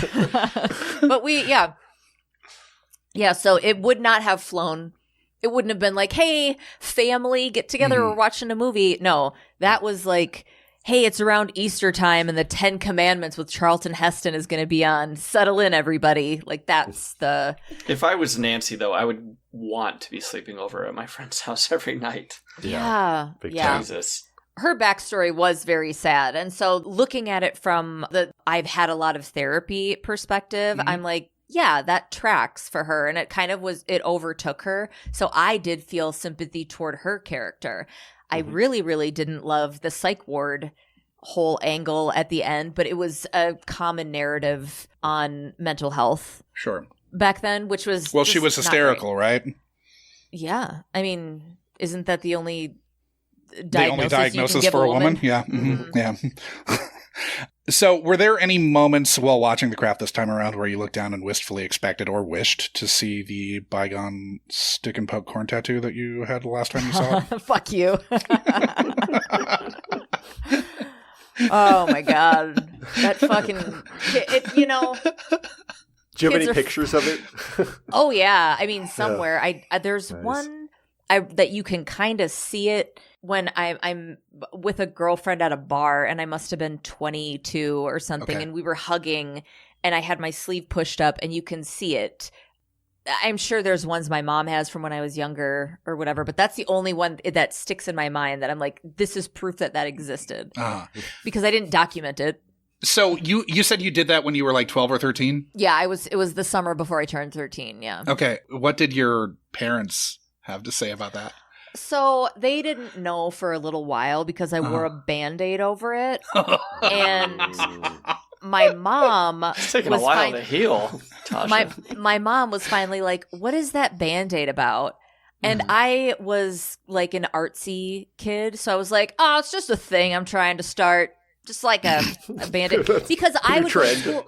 Well, I would do different things, like I dyed my eyebrows, or I would like color my eyebrows in, so I'd have like rainbow eyebrows or green eyebrows or whatever. I would do different colors and stuff, and my mom would let me, but my dad wouldn't. So she'd pick me up from school, and I had to scrub my eyebrows off before I got home. And so that was just one of those things where I'm like, it's just a thing I'm trying to start. And she's like, so you have the Band-Aid out now, and you're like, I'm really into Nelly. Yeah. Yeah. But like, I'm trying under the eye, I'm going to make it my own thing. Yeah. And then I remember we were camping, and I didn't have a Band-Aid on it, and it kind of like left my mind. And my mom goes, "What is that?" And I was like, "Oh shit!" I'm like, "Well, it's a tattoo." And she was pissed. She goes, "Well, you're gonna hate it." And I'm like, "I kind of already do," but I didn't tell her. And then she said that she would get me laser treatment for it when I turned 18. For my 18th birthday, she was gonna pay to get it lasered. And then she saw that I had gotten another tattoo and was like, "Fuck that. I'm not paying to get this removed if you're out getting tattoos." I'm like, "Yeah, but this was done by a professional." You want to know what it was? It was a big red star on my lower back because it was a fucking tramp stamp, and I really liked Rage Against the Machine. Okay. And so that's my, when did I get that? I turned 18 in... At least the politics are consistently better for Rage. Exactly. And I'm just grateful that I didn't get Easy LN under it like I had initially planned. Because that would have been a tramp stamp of it, at least. No thanks.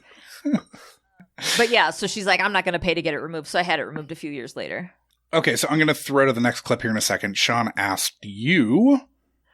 So, Tasha, your Christian family would probably throw the craft under the bus, but did the craft in any way contribute to some off-the-books behavior for you? Yeah, dude. Because they were badasses, you know? And it was like, I'm a badass too. So we're running around our shitty little town, getting in trouble and not damaging anything, really. But just, I had like a false bravado. And it's like, to get into the therapy of it, it was like a protective mask of just like, I'm fucking tough, don't fuck with me, kind of energy, as much as a fucking 14, 15-year-old can have that. Right. So did this viewing get you thinking at all about your younger self and where she was when she was watching this? I mean, I didn't get that existential in watching it this time, but I did in like listening back to that. Super accurate. It gave a space to being weird. Because back then, at least, I'm hoping it's different for kids now, but back then, if you weren't this very specific type of kid where it's like, I'm on the softball team and I'm, there were like the ICP kids and there were the Magic the Gathering kids. There was some crossover there at our school. And I was an art club kid. There were the band kids, that sort of thing. But like they didn't fall up, these outer fringe groups didn't fall into like the cool category. So to me, this movie was like, these were the cool girls, in my opinion. And I was like, oh, they had this power in some way. And it gave allowance for that. For like, I don't have to fit this specific small town norm to be cool. Nobody else has to think I'm cool, but I do, you know? So yeah, that rang true in watching it now and watching it as a teenager. Did watching this trip any wires and make you remember anything you'd done as a young ne'er-do-well? Not really. I wish I had an answer for that. No, you don't have to. This is just things I was curious about. Nothing specific. I mean, the whole gets kind of dark. I mean, the whole like cutting thing. I mean, I dealt with a lot of depression. And so I know that because I remember the like, you have to do it the right way. Like the right way came from this movie, came from being aware of it and knowing it and having other friends that like we confided in each other with like, this is a thing that I do to handle some form of my depression. And in watching it now, I'm like, that probably was not great for where my head was at the time. Yeah. And that's what I think parents and church groups probably were not really worried about, like, oh, people with depression, but like that this movie's power will supersede, will infect the entire country.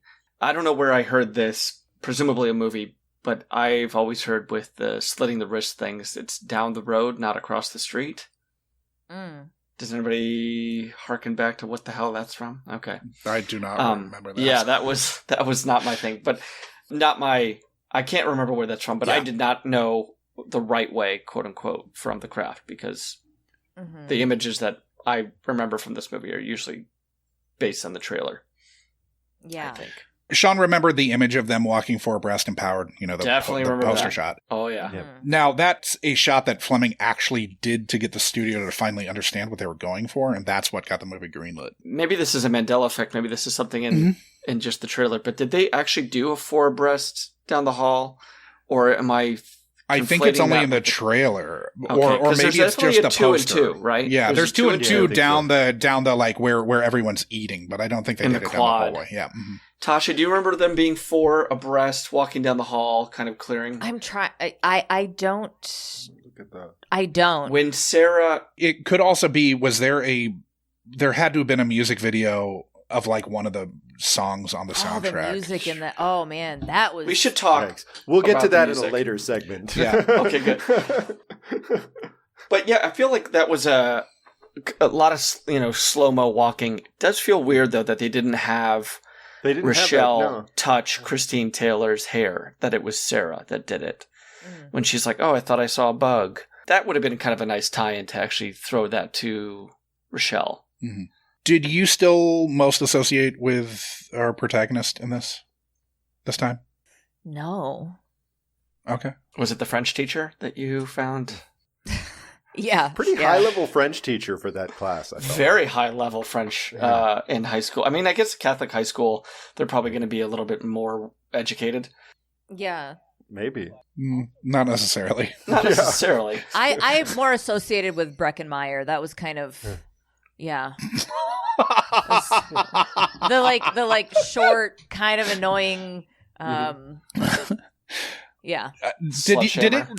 Speaking of Breckenmeyer, when he said Stepford boy, did that strike anyone else as like, this fucking idiot wouldn't say that? He doesn't know what the Stepford wives are. No. Do you think he saw Witches of Eastwick, though? Well, that was Skeet. That was Skeet. Okay. Yeah. Yeah, I caught that too, and I was like, "This guy doesn't fucking know the witches in Eastwick." Like, what- Right. Yeah. I mean, it was a popular film at the Was it? I guess that was like 1989 or eight something. years though, right? earlier. Yeah. Yeah. I don't think this fucking idiot saw it. So, did you still feel like these badass girls were good people watching as an adult? Yeah. Okay. Yeah. I mean, I feel like they all had sympathetic points. I do think that, I mean, and we've hit it a couple times, but that Bonnie and Rochelle were misrepresented toward the end of the movie. Yeah. But they were, and to the, I thought I saw a bug, whatever, in the hair, Sarah doing it. I felt like that was stating like, Sarah is protective of these girls because they're friends now. And Rochelle can't do that because the power dynamic is different. So Sarah gets to be like, I'm going to fucking check you because Sarah my friend had can't. white privilege in that scene. Well, And that, yeah. right, white witch privilege. But she's the only one with the real magic, right? Until she Yeah. like summons the spirit of Manon to her pal, Farouja. I'm going to throw to the last clip here where I asked you what your expectations were for your return to the craft. I believe it's going to feel very over the top, but I don't think it's going to be as cringy as a lot of other teen movies from the 90s. I don't think there's going to be as much of that. I'm sure like the Skeet Ulrich love interest thing and like the we're cool guys stuff, that's going to be awful. Yeah. I feel like that's going to just make me just like pucker inside of myself, but I still think it's probably cool. And I also think that I'm going to look at Farouja Balk as more understood than because it's like this person is evil. Sure. Like this is a bad person. But I think that there's a lot more nuance to her character that I would be able to like be aware of now just with like years of therapy and growing up and whatever. Right. So comparatively, with this super fresh viewing, how do you feel this measured up to the other teen cinematic fare of the 90s? The fact that I said that there's not going to be as much cringe, I was very wrong with that. So before my rewatch, right, as I said in that clip, I'm like the Skeet Ulrich thing and the his buddies or whatever, that'll be super cringy. Did not feel that way. There were multiple scenes that I did feel that way, but not with him. So the first one that pops in my head is when anytime they're in awe of something, like the girls are in awe of something, when they do the fucking blood oath, summon Manon, and they're in the woods and the butterflies come down and they're like, oh, it's a gift. It's a gift from Manon. I was like, oh, super cringe. Yeah. And one of the worst ones is when Nancy has Chris up in the bedroom and she turns herself into Sarah. And first of all, he wasn't that fucked up when he was downstairs. And then he gets upstairs and he's like, whoa, I'm super He's fucked drinking up. beer at a fucking high school party. He just got there. You know, like, how fucked up are you, dude? Like, Timothy literally didn't stop by, like, right before right? Nancy shows up, and they all just drop acid because... Right? You still would have needed a good, like, 45 minutes before that would have done it. But anyway... Maybe somebody drugged the cold pasta salad that was in his cup before he drank beer out of it. Dosed pasta salad, the old high school party trick. Expired mayonnaise, guys. I'm telling you, it can fuck you up. That's a story for another time. So then he believes that it's Sarah? She does this, and she turns into Sarah, but the cringe of that, he's like, Sarah? And she shakes her hair and giggles like Minnie Mouse. She's like... Oh, I felt secondhand embarrassed watching this. And what's the plan there, too, with Nancy? Because she doesn't know that Sarah's going to roll in and kick the door in, mom style. Like, she's just going to fuck Chris to, like, freak him out. Like, maybe she's going to fuck him to death. I don't know. Well, who knows if she was going to kill him? You know, we don't know that until he was completely never see the ice pick. Appalled at the fact that he was being sexually assaulted. Okay. Yeah. I mean, there was a weird jealousy thing there. Yeah. Between Nancy and Sarah, which again, it's just like, does this have to be the through line for women, you know, for girls? Yeah. It does at the time. Yeah. Well, when you're the heir to the Johnny Depp legacy, like Skeet Ulrich was in the mid-90s. Yeah. In a way, like Rochelle's maybe the only character that kind of passes the Bechdel test, right? Like her arc isn't involving dudes. 100%. She's the only one. 100%. I love that. Yeah. But yeah, and the other cringe, the biggest cringe is the way that Sarah talked through the movie, and like to give that you know, the raspy baby mystery girl. And if it was to be remade, it would be Anna Kendrick. Anna Kendrick would play her. If anybody's like, what is she talking? What vibe do you mean? I mean the Anna Kendrick cool girl. In this, they would throw in her flipping cups, the cups on a fucking stage. So I was wrong about the cringe thing. Super duper cringe. Did you still feel like the craft was pretty cool? No. Okay. There's so much nostalgia. You know, so I'm watching it and like I'm, you know, remembering and feeling it, and the music was really throwing that in there for me. Of a time. Yeah, but it was very of a time, you know. But it is where I watch it now as a 40-year-old person and go, oh my God, fucking young people. Like, you know, and remembering how cool I thought it was. I mean, we've all had those moments. Yeah. And that's kind of the point of the podcast, I think. Right. Or at least one of the points. It's not the only one. Were you more understanding of Nancy as an adult? Yes. 100%. Her home life was totally fucked. She obviously had a part in her that was, like if we're thinking of ourselves in the Inside Out of it all. Do you know the movie Inside Out? Where there's all little parts. And there's a part in her that doesn't have power, that needs it, you know, to feel safe. And so she gets power and it gets out of control, but she needed that to feel safe in her life, you know? And so there's so much about Nancy. I mean, there could be so much fan fiction about her shit, but there's so much about her. I mean, she was being raised by what was portrayed as an alcoholic mother. She had an abusive stepdad. So the kinds of things that she experienced was so much instability. So the only way she could get stability was to have power herself. You know, so I totally see her as a sympathetic character, you know, even though it totally unraveled. So then for her to be chained to a fucking bed, as in like, this is what crazy is, and she's crazy, is, I feel like a cheap way out. Yeah. She didn't lose the powers of Manon, too. Like, I felt like she got kicked into a fucking mirror, and then she's in a psych ward. But she was bound to not cast spells anymore. But she was bound before that because she was like, don't try any more fucking spells on me, Sarah, right? Like, but the first one didn't take. She had to do it again. Okay, well, I think that's our understanding of it. Even if she's not harming others or herself, she still has the powers of Manon. Yeah, but I think Sarah hadn't fully embraced her power yet until she cast the second binding spell. We needed like a zapping or a de-zapping of Nancy, I think. In that moment when she hits the mirror. An unquickening. Let's get some unquickening. Basically, it's Highlander, the quickening. Let's get the lightning bolts so there can come only be out four of of her us. in that moment. Yeah. There If can you only guys be 4.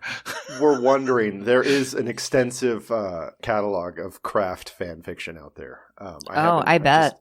Yeah, there definitely is. Plug your Didn't book. read any of them, but I did find a website. Here we go. We finally get an episode about the craft. Go ahead, Adam. It's adamschwitters.com /fanfic /the craft. It's just a PDF that he'll send you. It's a zine. You know, I went to the library and printed it out. Nobody will publish it. So did years of therapy and adulthood in general change any other aspects of the film for you this time around that we haven't touched on? I feel like we hit all the notes, man. Okay. I really do. Yeah. All right, so we can move on to picking up the scraps. Is there anything we've missed that anyone wants to talk about? I mean, I have some scraps that are just, I mean, again, they're more gripey than they are scraps. Yeah. Well, do you want to save them for gripes? I'll save them for gripes, yeah. Okay. Now, I will note, for those who don't know, the reason Tunny was in a wig is because she obviously buzzed all her fucking hair off in Empire Records about a year prior. So, Yes. Yeah. I guess the beach scene was shot at Lee Carrillo or Lee Carrillo State Park, which is probably the most filmed beach in America, if I had to guess. Or it's one of them for sure, yeah. Like, it's the opening scene in the pilot of the Rockford Files is that beach, and it's been in fucking everything. It's been in everything, yeah. I don't know if this struck anybody else, but like when they're on the beach after she's walked on water, or when she's walking on water, they have the reaction shot, and there's one that's down the beach, up beach with the 3 of them in the shot, and there's no rocks behind them. Yeah. And then you cut back, and she's walking towards them from having walked on water. You're like, what the fuck, man? Well, these rocks are absolutely in the shot that would have been right there. But also, like, okay, so the lifeguard and police response is pretty much instantaneous after she gets back on shore, right? Well, they've all passed out, and they're responding to they're responding to the sharks. Yeah, that's right. But I don't even know if that's an emergency siren warranted call. A bunch of dead sharks. I mean, that cop came in flying pretty hot onto the scene for a fucking fish. I just feel like somebody was also on that beach when lightning bolts were striking this young girl and she was walking on water. Like, somebody else would have noticed that, and I think that would be the bigger issue. Right. So many people walk their dogs in the morning on the beach. You know what I mean? Yeah. I will say they had 85 girls on like test deals. So they did screen tests with 85 different actresses. Angelina Jolie was on hold for this. I wonder which role. But they let her go do Foxfire because they weren't sure if this was ever going to get greenlit. Oh my God, dude. I need to call Gabe down because she could go on about Foxfire. Like, that was her queer awakening, that fucking Angelina Jolie in that movie. I just watched it for the first time very recently. Oh my God. And then 12-year-old Scarlett Johansson read for this, which is very strange to me. Weird. For which role? Alicia Silverstone did. For the I'm not sure about Breckenmeyer that. role. Yeah. They're like, They were you're the too same tall. height. You're too tall. I hate that they had a 29-year-old and then a 12-year-old reading for this movie. It's Very like, strange. It would have been so hard to shoot with a 12-year-old. Mhm. Just logistically, it would have been a fucking nightmare. Right. So they did have a Wiccan consultant, as we sort of alluded to before, but she was brought in. Pat Devin. Yeah. She was worried that if they used the name of a real deity, then the kids would be messing around with things they couldn't possibly understand. Yeah. Opening up gateways. Now, Andrew Fleming was also working on a pilot based on the movie for Fox, and he was going to use the Love Spit Love cover of How Soon Is Now for the theme song, which then Charmed, which used the same fucking song from this movie and the same font used for its opening credits. Kind of the same shtick, too, right? Very much. I saw someone joking that Aaron Spelling made them all sisters so they didn't have to have a black person in it. Oh. It's funny because it's true. Yeah, it's funny because it's true. That's probably good for picking up the scraps. Okay, major gripe, starting with Tasha. What was your biggest gripe with the film this time around? I mean, it probably would be, after all that we've talked about, it's probably Rochelle's arc. Rochelle and Bonnie, I would say. Having them both be likable, normal, sympathetic, but just like into witchcraft kind of gals.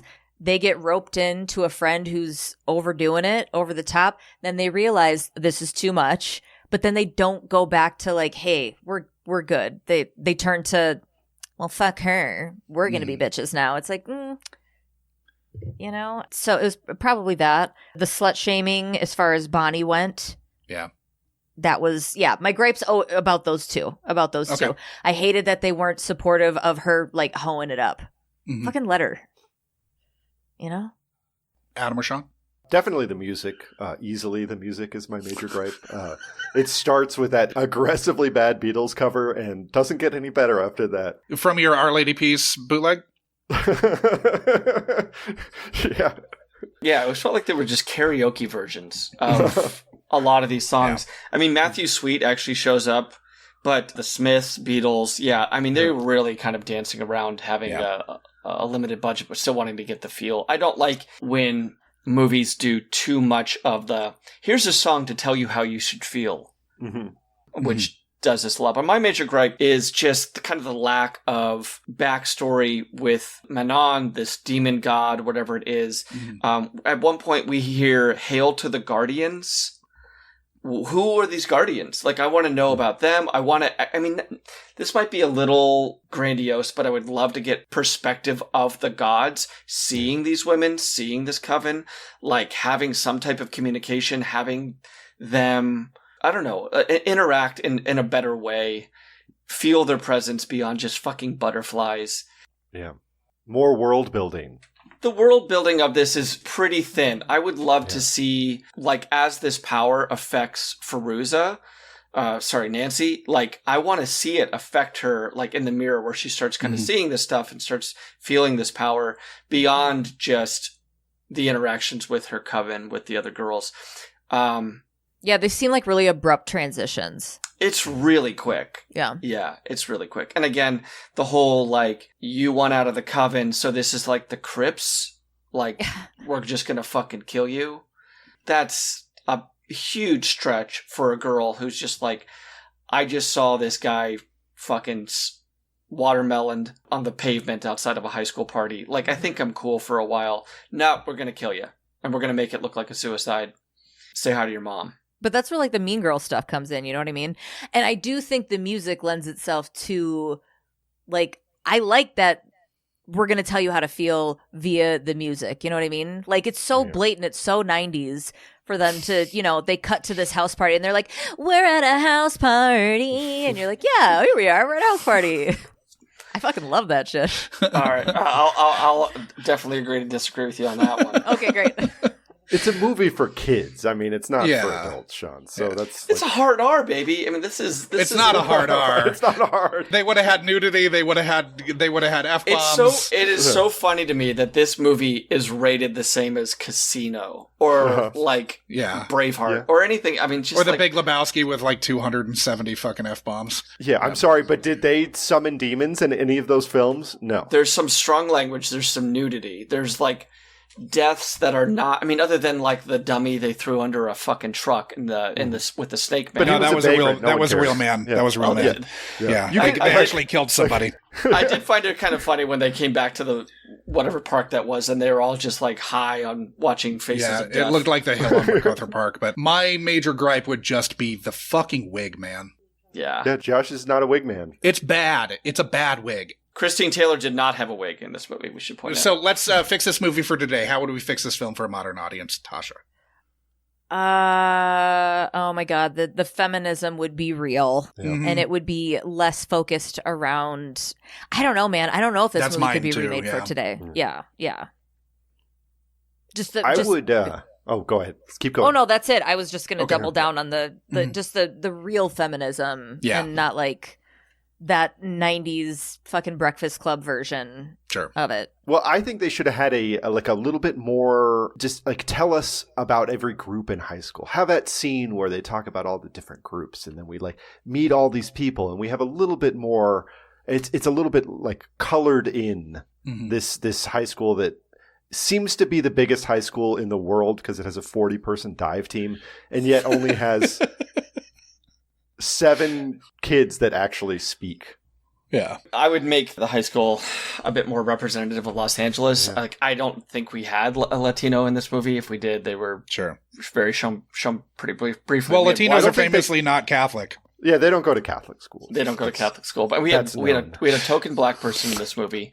Yeah. We had no gay representation. I mean, I do think that we're missing a big story element to have like the what do you call that in vampire lore where they have their Xander, helper, right? Isn't that They had the Renfield. Yeah. Yeah, you have your commoner or whatever, but like Sure. having that guy in their group, like one good straight guy who Doesn't need to be understood straight. them. he does well? A good Doesn't need to be straight. No, gay guy. Yeah. a guy just to kind of To obviously serve as her- the bridge to the audience. obviously her dad's not filling that role. Yeah. Okay. Saving Graces. I gotta wrap it up, guys. Yeah. No. I got There's Gabe- just I got favorite Gabe moment. I want to get fucking sushi. I'm trying to Yeah, get this done. I'm so One sorry. last thing. Okay. No, I hear you. We would have been done, but you had to spend 20 minutes proving that you were alive. I'm so sorry. What was your favorite moment or element of the film? As in Anything looking about the back movie? now, Yeah. Now. Yeah. the nostalgia it brings up, and I'm sorry, the music. The Okay. music was just There's no so, wrong like- answers. Yeah. Oh, I know that I'm not wrong. Yeah. Uh-huh.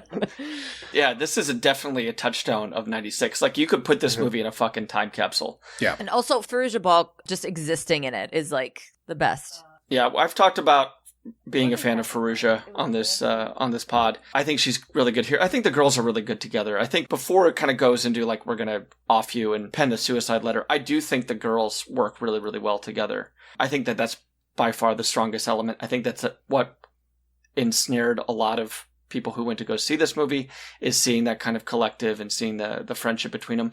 And I do think, like, yeah, some of it doesn't really hold up, but some of the special effects are still kind of cool. I still think, even with the wide hips, the levitating scene's cool, the hair thing is cool. You can see the cracks in the veneer on some of those effects, but I don't know. It still works. Mm-hmm. Adam. My favorite moment, probably the glamour magic. Yeah. But just generally, like it's a lot of fun, right? Mhm. And it's fun in a dumb high school way that I totally get the nostalgia. Yeah, Gabe was listening in, and she her favorite was the jukebox, the mom's jukebox. Yeah, Okay, the I was jukebox is actually good. just going to say that too. Samesies. All right, so Tasha, how did you feel overall about your return to the craft after all this time? I felt great about it. I'm glad that I had a different perspective on it, and it was very much time capsule of that period of time, and not realizing how much it influenced, honestly, like my depressive shit. Mm-hmm. R rating, well deserved. So before we say goodbye to the listeners at home, where can they find you, Tasha? You can find me with my best friend, Gabe, at SVU POD. Our podcast is called SVU POD, especially Heinous. You can find us on Instagram at SVU POD, all platforms actually at SVU POD. We have a Facebook group, SVU POD Elite Squad. We're on Patreon, just pretty much anywhere. SVU POD, that's us. Mm-hmm. Ooh, ooh. Tasha, thank you for opening up your childhood to the scrutiny of the Unkind Rewind. Thank you. Thanks, Tasha. Thanks, guys. Tasha. This This was was fun. fun. Yeah, this was fun. Thanks for coming on. Great Wolf Lodge, hit us up. Don't fucking bleep that out, dude.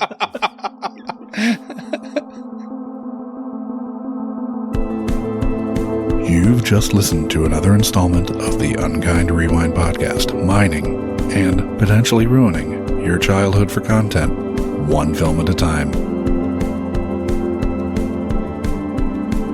Unkind Rewind is a Munchcast production and can be ingested wherever you listen to podcasts and on the Unkind Rewind YouTube channel.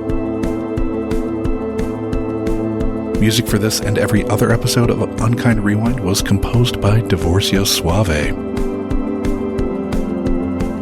Rate and review Unkind Rewind on Apple Podcasts, Spotify, Good Pods, Yelp, IMDb, Consumer Reports, Google Reviews, and TripAdvisor. Links to all of our social media accounts are in our show notes, but you'll find us as at Unkind Rewind Pod on nearly every social media platform that makes sense. If you had a question, concern, complaint, or positive feedback, you can email the podcast at unkindrewindpod@gmail.com, or you can join the lively Muchcast Discord to discuss this or any other episode of the Unkind Rewind with like-minded people. This dialogue with the pod may just make it into the next week's ep, so chat away. The Unkind Rewind Patreon will be coming soon, so start squirreling that pocket change away. Thank you for listening to another Unkind Rewind.